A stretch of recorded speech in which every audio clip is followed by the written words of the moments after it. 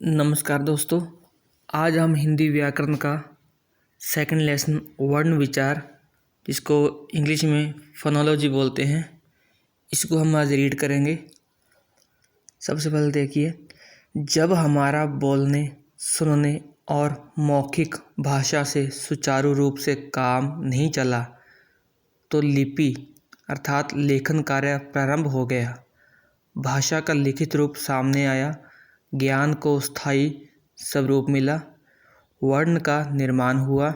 इसलिए हम सहजता से कह सकते हैं, ऐसे ध्वनि चिन्ह जिनके खंड न हो सके वर्ण कहलाते हैं। वर्ण के टुकड़े नहीं किए जा सकते, इन्हें अक्षर भी कहते हैं।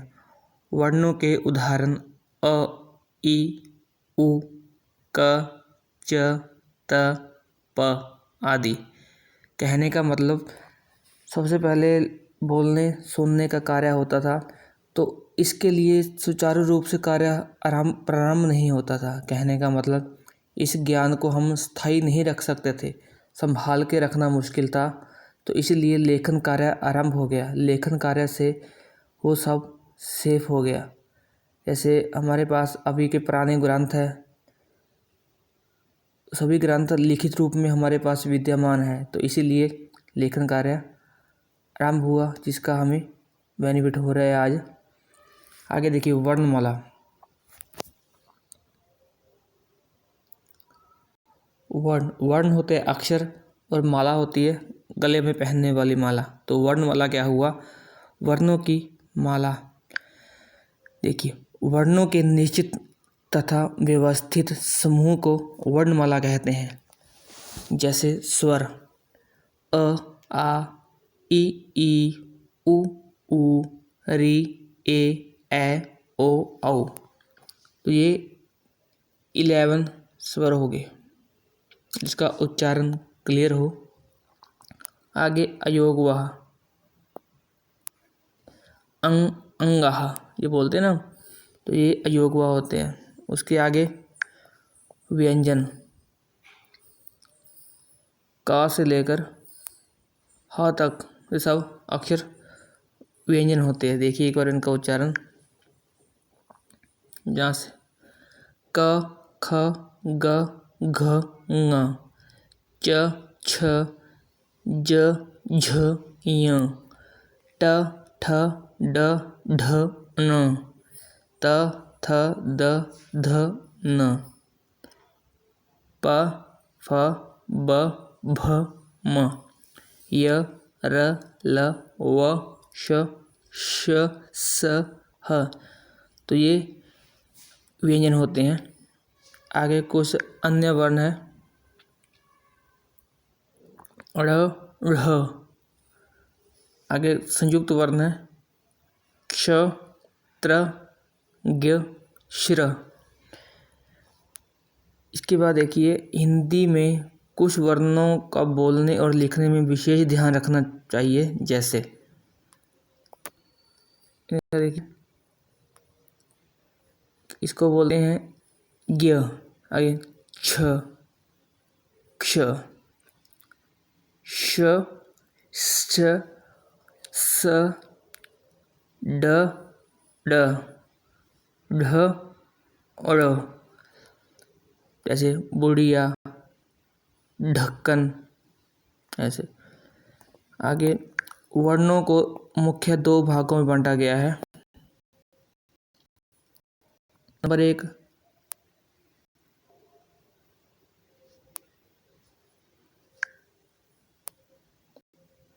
स्वर। नंबर 2, व्यंजन। वो हमने पढ़ लिया, ऊपर अक्षर कितने हैं, 11 स्वर होते हैं, 33 व्यंजन होते हैं। देखिए, स्वर किसे कहते हैं?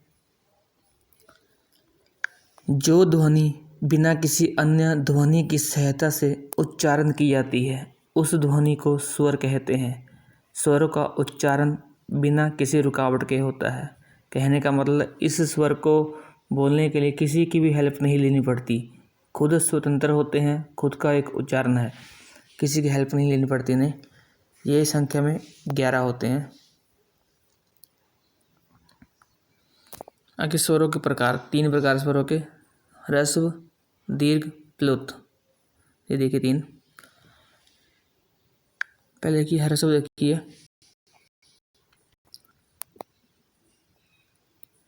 ये मूल स्वर भी कहलाते हैं। सबसे स्वर, मेन स्वर, इनके उच्चारण में बहुत थोड़ा समय लगता है। इन्हें ह्रस्व स्वर कहा जाता है। ये 4 हैं, अ, ई, उ, री।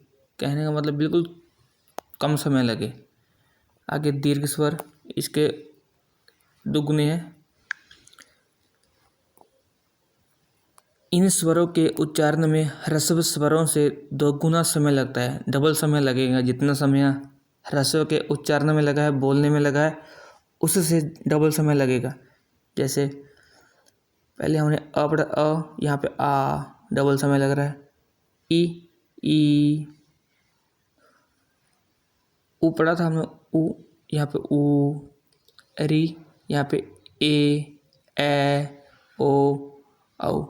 कहने का मतलब ये जो स्वर हैं, ये 7 स्वर हैं। ये दीर्घ स्वर कहलाएंगे। आगे प्लुत। जब स्वरों का उच्चारण लंबा करके किया जाता है तब वे प्लुत स्वर कहलाते हैं। इनका उपयोग किसी को दूर से बुलाने के लिए होता है। जैसे अरे, अरे, राम। ये 3 का जो उच्चारण है, ये प्लुत का ही उदाहरण है। तो 3 लिखा हुआ यहाँ पे, तो 3 ऐसे 3 है। अरे, लंबी आवाज़ खींचा जाए, जितना समय दीर्घ से लगा, दीर्घ से भी ज़्यादा समय लगेगा प्लुत में। राम, रा के बाद 3 है, तो बन गया राम। आगे देखिए, हिंदी वर्णमाला में 3 वर्ण है और है, 3 वर्ण और है। एक तो है बिंदी ऊपर, एक अनुचंद्र बिंदु होती है, एक विसर्ग होती है। 3 का ध्यान रखना आपने।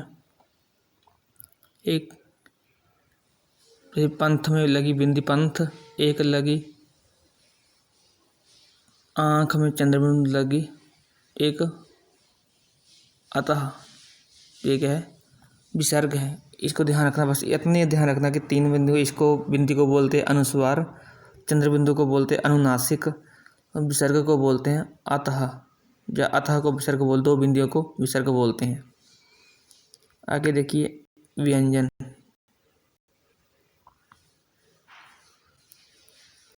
व्यंजन क्या होते हैं? ये स्वरों का प्रकार है। व्यंजन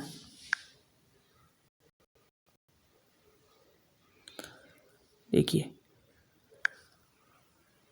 यहाँ से स्वरों की सहायता से बोले जाने वाले वर्णों को व्यंजन कहते हैं, जो स्वरों की हेल्प से बोले जाते हैं। जैसे त और आ मिलकर त बन गया, त। आ की साउंड आ रही है, में त और आ मिला त। अगर त प्लस ई होता, ऐसे ही होता, तो क्या बनता? ये बन जाता ती, क्योंकि यहाँ पे ई स्वर मिला हुआ है, तो ता में। अगर होता ता प्लस ऊ होता, तो क्या बन जाता? तू। तो ये बन जाता, जो वर्ण मिलेगा, स्वर मिलेगा, उसके उच्चारण, इसका उच्चारण होगा उसके अनुसार। इनकी संख्या 33 है, पहले बता दिया हमने। ये का से लेकर पा तक स्पर्श व्यंजन कहलाते हैं। इसका एक प्रकार है, स्पर्श टच करते हैं। आगे अंतस्थ, य से य र लव 4 अक्षर हैं। य लव, ये 4 अक्षर अंतस्थ व्यंजन कहलाते हैं। आगे ऊष्म, ये 4 व्यंजन है, ऊष्म व्यंजन कहलाएंगे। आगे संयुक्त व्यंजन मिलके बनते हैं। जैसे क और छ से मिलकर क्ष बने, क्ष। ये 4 व्यंजन है मिलके। त और र, त्र। ज और य, ज्ञ बन गया। श और र, श्र बन गया। ये संयुक्त व्यंजन होते हैं। संयुक्त अक्षर आगे, जैसे च छ बन स्वच्छ बन गया। अच्छा में क आधा य पूरा क्या क्या क्यारी बन गया। इसके आगे द्वित्व व्यंजन दो से मिलकर बनता है, जैसे बच्चा, पक्का, धक्का, भल्ला, लल्ला। ठीक है। इसके आगे आगत दुनिया,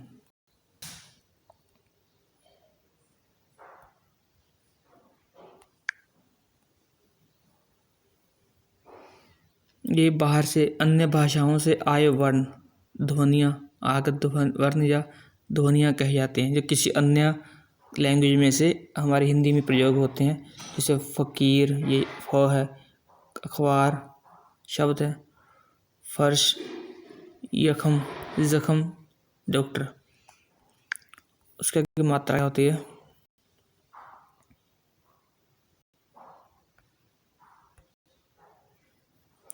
शब्द निर्माण के समय स्वर और व्यंजनों के मेल का स्वरूप बदलकर नवीन रूप में आता है। सारी मात्राएं हैं, ऐसे स और ए प्लस व, इसमें ए मात्रा है, ए मात्रा है, वह क्या बन गया, सेब बन गया, मेला,